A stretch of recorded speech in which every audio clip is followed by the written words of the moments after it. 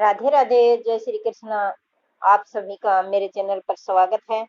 एक बार की बात है, एक कविता नाम की औरत थी और उसके एक बेटा था, विनोद। और विनोद की एक पत्नी थी, उसका नाम था माला।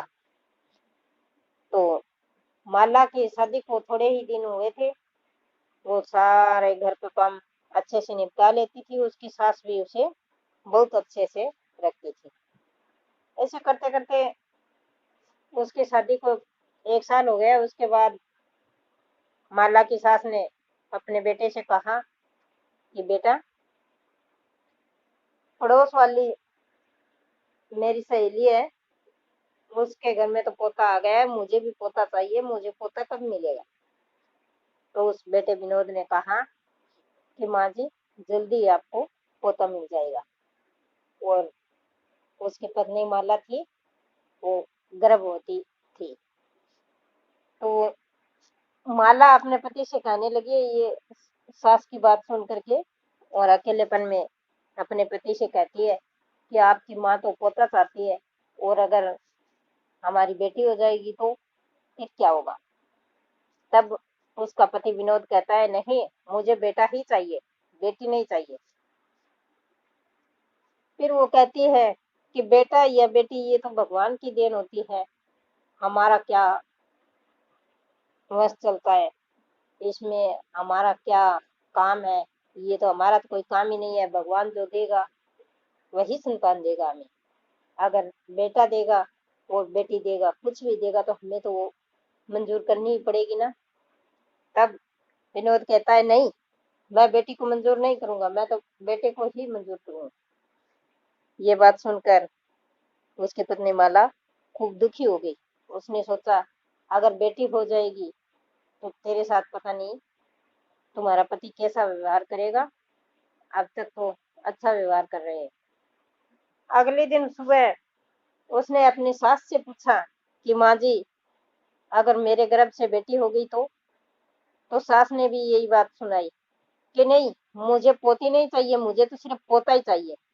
अगर पोती हो जाएगी तो तुम अपनी बेटी को लेकर अपने मायके चले जाओ। ये बात सुनकर माला बहुत दुखी हो गई, लेकिन उसने सोचा, हो सकता है भगवान बेटा ही दे दे। तेरे पति को और तेरी सास को बेटा ही चाहिए। पता नहीं भगवान बेटा देगा या बेटी देगा, इस बात की उसे चिंता लग रही थी, लेकिन वो सारा काम अच्छे से करती जा रही थी और भगवान का नाम लेती जा रही थी। ऐसा करते करते पूरे 9 महीने बीत गए और माला को हॉस्पिटल में ले जाया गया। वहां उसने एक बेटी को जन्म दिया। बेटी को जन्म देते ही माला का पति विनोद और उसकी सास दोनों ने उससे देखकर कहा कि अब तुम्हारी बेटी हो गई, तो अब तुम हमारे घर मत आना। तो रोती है और अपनी सास से और अपने पति से विनती करती है कि हे पति देव, इसमें मेरी क्या गलती है? हे माँ जी, सासू माँ जी, इसमें मेरी क्या गलती है? भगवान ने अगर बेटी दी है तो बेटी को स्वीकार कर लो आप। वो कहने लगे, नहीं, तो यहीं पड़ी रहे और अपनी बेटी को लेकर के मायके चले जाना, हमारे घर नहीं आना है। ऐसा बोल करके वो दोनों माँ बेटे, विनोद और उसकी माँ, अपने घर वापस आ जाते हैं। वो बहुत ही बड़े घर के होते हैं, 20 एकड़ उनकी जमीन होती है, तो उसी के घमंड में। और वो विनोद की माँ होती है, वो अपनी बहू से कहती है, माला से, कि मैं मेरे बेटे की दूसरी शादी कर दूंगी। मेरे बेटे के 20 एकड़ जमीन है, मेरा बेटा कोई गरीब नहीं है कि दूसरी औरत नहीं मिलेगी। ऐसा बोल करके वो अपने घर आ जाती है। उधर वो माला बेचारी अकेली रोती है और रोते रोते सोचती है कि मैं क्या करूंगी, अकेली औरत को कौन जीने देगा? अगर मायके चली जाऊंगी तो मायके में मेरा सारा कौन बनेगा? इससे अच्छा है मैं मेरी बेटी के साथ अकेली जी तो नहीं सकती, मैं अकेली मर तो सकती हूँ मेरी बेटी के साथ। वो हॉस्पिटल में से उठ करके उस बेटी को ले करके और एक पहाड़ी के ऊपर चली जाती है मरने के लिए। उसने सोच लिया कि मैं पहाड़ी के ऊपर से गिर जाऊंगी बेटी को गोद में लेकर के, तो साथ में बेटी मर जाएगी और साथ में ही मैं मर जाऊंगी। तभी वहां एक है बूढ़ी औरत आती है, उसका नाम होता है बानो। तो बानो उससे ये कहती है माला से कि बेटा ये तू क्या कर रही है, इस पहाड़ी के ऊपर इतनी छोटी बच्ची को लेकर क्यों चढ़ रही है। तब वह माला कहती है माँ जी और क्या करूं, मैं अकेली इस दुनियादारी में नहीं जी सकती, लोग अकेली औरत के साथ कैसे कैसे व्यवहार करेंगे, ये बेटी तो बेचारी मेरी छोटी है और मैं क्या कर लूंगी इस बेटी के साथ अकेली, और अकेली कैसे पालूंगी इस बेटी को। और बेटी से वह माफी मांगती है, बेटा मुझे माफ करना, मैं तुझे जिंदगी नहीं दे सकती, लेकिन मेरे पास कोई उपाय भी नहीं है कि मैं तुझे जिंदगी दूं, मैं तुझे मारना नहीं चाहती थी लेकिन मैं विवश हूँ बेटा, इसलिए मैं तुझे भी मार रही हूँ और साथ में खुद भी मर रही हूँ। तब वो बुढ़ी औरत कहती है मानो कि नहीं, तू मेरे साथ चल बेटा, मेरे कोई संतान नहीं है, मैं अकेली रहती हूँ बिल्कुल, और मैं मसाले बेचकर काम करती हूँ, तू मेरे साथ चल और मेरे साथ मसाले बनाने में थोड़ी मोटी मदद कर देना, और मैं तेरी बेटी को अच्छे से संभाल लूंगी, मुझे खुद सहारा हो जाएगा, मैं अकेली हूँ, कोई बोलने बतलाने वाला भी नहीं है मेरे साथ। ये सोचकर माला बहुत खुशी हुई, माला बहुत खुश हुई और बानों के साथ है माला बानो के घर आ गई। और बानो जो है माला की बेटी का खूब ख्याल रखती है, बहुत अच्छे से उसका पालन पोषण करती है। ऐसे करते करते काफी दिन बीत गए, तो माला ने कहा माँ जी आप मुझे भी ये मसाला पीसना और मसाला बनाना सिखा दीजिए, मैं भी आपकी मदद कर दूंगी। तो बानो कहती है नहीं बेटी मैं कर लूंगी, तू तेरी बच्ची को संभाल लो। लेकिन फिर भी वो माला कहती है नहीं माँ जी, थोड़ी बहुत मदद मैं भी कर दूंगी और मैं साथ में सीख भी जाऊंगी मसाला बनाना, आप मुझे सिखाइए। तब बानो ने माला को मसाला बनाना सिखा दिया। सिखाने के बाद माला अकेले ही मसाले पीसने लगी, कहने लगी बानो से कि माता जी आप मसाला मत पीसिए, मैं पीस देती हूँ और आप मेरी बेटी का ख्याल रखिए। तो बानो तो उसकी बेटी का ख्याल रखती है, माला की बेटी का, और माला जो है वो बहुत सारे मसाले पीस कर तैयार कर देती है।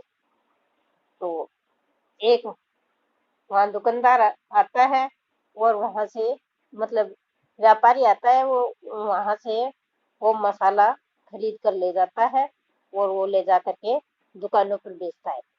तो माला पूछती है उस मसाला ले जाने वाले से कि तुम कितना रुपए किलो ले जाते हो।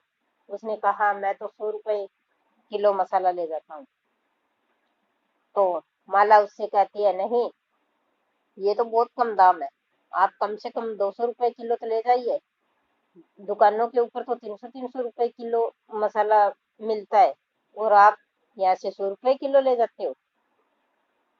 तब वह आदमी बोलता है नहीं, मैं फिर कर कितनी दुकानों के ऊपर मसालों को बेचता हूँ, तो मेरा काम भी नहीं बनता और कुछ ये मसाला बेचने वाला भी काम होता है और कुछ मैं नहीं कर सकता, और रक्त भी खराब होता है मेरा और मुझे फिरना भी पड़ता है, और अगर कुछ मोटरसाइकिल वगैरह लेकर जाता हूँ तो मेरा तेल भी लगता है, इसलिए मैं इतने से ज्यादा दाम नहीं देता, अगर आपको बेचना है तो बेचो वरना मैं नहीं ले जाऊंगा आपका मसाला। तो माला कहती है कोई बात नहीं आप चले जाइए, मैं खुद दुकानों पर बेच कर आ जाऊंगी। वह मसाला लेकर के बाजार में निकलती है और बाजार में जाकर के मसाला 250 रुपए किलो के हिसाब से बेच देती है।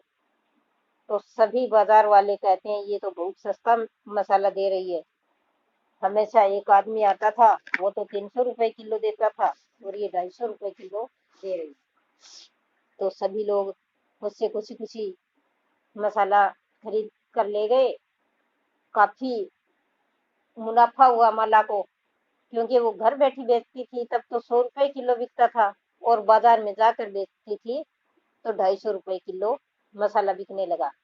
तो बानो भी बहुत खुश हुई, और ऐसे करते करते वो छोटी सी मसाले की दुकान थी माला की, वह मसाले की बड़ी कंपनी बन गई, और उसने काफी औरतें अपने साथ काम के लिए रख ली। तब उसके पति विनोद को पता चला कि माला तो एक कंपनी वाली मालकिन बन गई है। तब विनोद आता है और कहता है, माला मुझे माफ कर दीजिए, मुझे इतना पता नहीं था कि औरतें कुछ भी कर सकती है। मुझे सिर्फ इतना ही पता था कि औरतें सिर्फ बोझ होती है घर की, और हमें सब कुछ बोझ उठाना पड़ता है। मुझे माफ कर दीजिए और आप मेरे साथ चलिए। तब माला कहती है, नहीं, ये तो मेरी किस्मत थी कि मेरी ये इतनी बड़ी कंपनी हो गई, और इस बेचारी बूढ़ी माता ने मेरी मदद की थी। आप यहाँ किस मुंह से आए हैं? आपने तो मुझे हॉस्पिटल में भी छोड़ दिया था कि तुम्हारी तो बेटी हो गई। क्या बेटी मैं कहीं से मांग कर लाई थी? भगवान ने जो संतान दी थी उसी को मैंने मंजूर किया था। मैं कहाँ से बेटा ले आऊं? अब चले जाइए आप यहाँ से, मेरे सामने मत आइए आप फिर, आज के बाद कभी मत आना। ऐसे बोलकर अपने पति को निकाल दिया, और वो बानों के साथ बहुत खुशी खुशी रहने लगी, और अपनी बेटी को भी अच्छे से पढ़ाने लगी। और वो माला और बानो एक दूसरे से कहती, माला कहती, माँ जी, आपकी वजह से ये इतनी बड़ी कंपनी की मालकिन मैं बनी हूँ। और बानो कहती, नहीं बेटा, माँ आपकी वजह से इतनी बड़ी कंपनी की मालकिन बनी हूँ, वरना मैं तो छोटी सी दुकान करती थी, 100 रुपए का मसाला बिकता था।